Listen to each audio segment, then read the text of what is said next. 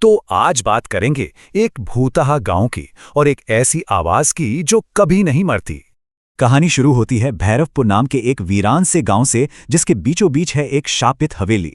बात तब बिगड़ी जब रीना नाम की एक लड़की ने शर्त में अकेले उस हवेली में जाने की हिम्मत की। अंदर उसे कदमों की आवाज तो आई, पर कोई दिखा नहीं। बस वो डर के मारे वहां से भाग निकली।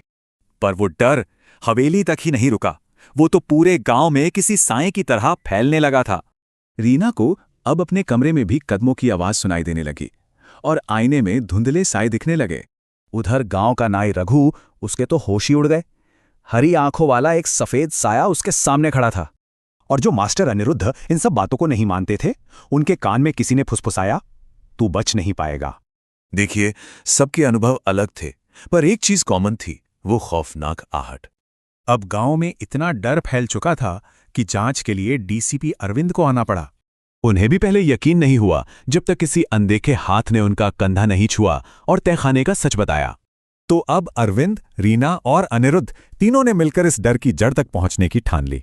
जब वो उस सीलन भरे तहखाने में पहुंचे तो दीवार पर खून से लिखा एक पैगाम मिला।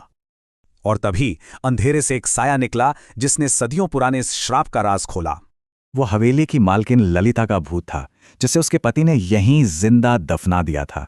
तो अब जब सच सामने था, तीनों ने मिलकर इस श्राप को हमेशा के लिए खत्म करने का फैसला किया।